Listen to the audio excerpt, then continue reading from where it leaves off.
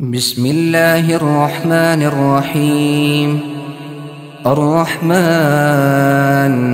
علم القرآن، خلق الإنسان علمه البيان.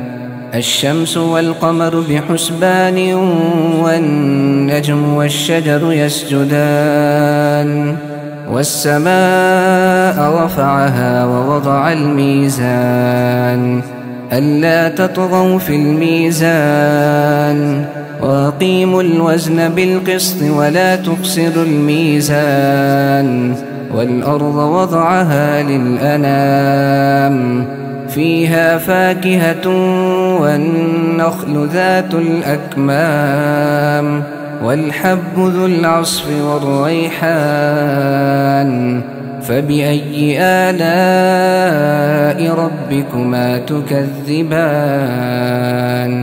خلق الإنسان من صلصال كالفخار، وخلق الجان من مارج من نار.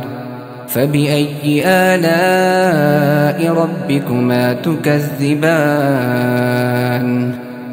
رب المشرقين ورب المغربين، فبأي آلاء ربكما تكذبان؟ مرج البحرين يلتقيان، بينهما برزخ لا يبغيان. فبأي آلاء ربكما تكذبان؟ يخرج منهما اللؤلؤ والمرجان.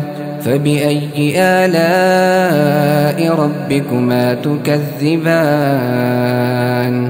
وله الجوار المنشآت في البحر كالأعلام. فبأي آلاء ربكما تكذبان؟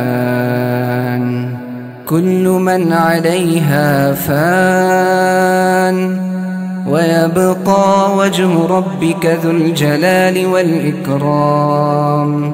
فبأي آلاء ربكما تكذبان؟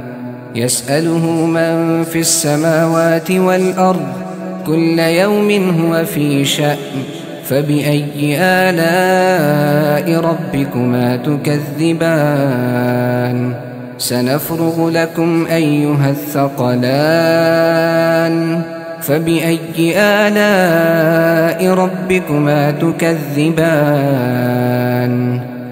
يا معشر الجن والإنس إن استطعتم أن تنفذوا من أقطار السماوات والأرض فانفذوا، لا تنفذون إلا بسلطان. فبأي آلاء ربكما تكذبان؟ يرسل عليكما شواظ من نار ونحاس فلا تنتصران. فبأي آلاء ربكما تكذبان؟ فإذا انشقت السماء فكانت وردة كالدهان. فبأي آلاء ربكما تكذبان؟ فيومئذ لا يسأل عن ذنبه إنس ولا جان. فبأي آلاء ربكما تكذبان؟ يعرف المجرمون بسيماهم فيؤخذ بالنواصي والأقدام. فبأي آلاء ربكما تكذبان؟ هذه جهنم التي يكذب بها المجرمون، يطوفون بينها وبين حميم آن. فبأي آلاء ربكما تكذبان؟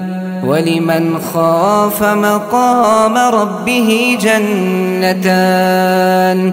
فبأي آلاء ربكما تكذبان؟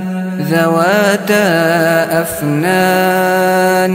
فبأي آلاء ربكما تكذبان فيهما عينان تجريان فبأي آلاء ربكما تكذبان فيهما من كل فاكهة زوجان فبأي آلاء ربكما تكذبان متكئين على فرش بطائنها من استبرق وجنى الجنتين دان فبأي آلاء ربكما تكذبان فيهن قاصرات الطرف لم يطمثهن إنس قبلهم ولا جان فبأي آلاء ربكما تكذبان كأنهن الياقوت والمرجان فبأي آلاء ربكما تكذبان هل جزاء الإحسان إلا الإحسان فبأي آلاء ربكما تكذبان ومن دونهما جنتان فبأي آلاء ربكما تكذبان مدهامتان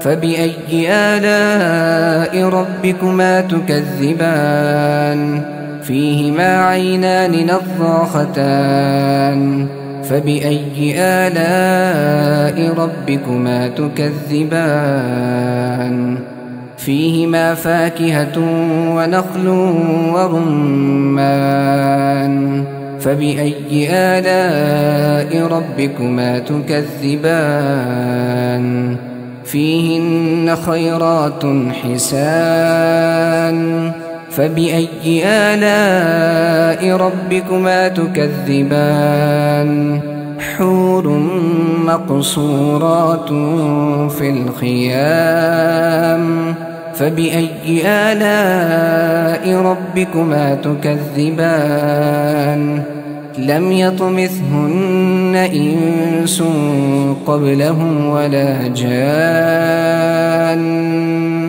فبأي آلاء ربكما تكذبان متكئين على رفرف خضر وعبقري حسان فبأي آلاء ربكما تكذبان تبارك اسم ربك ذي الجلال والإكرام.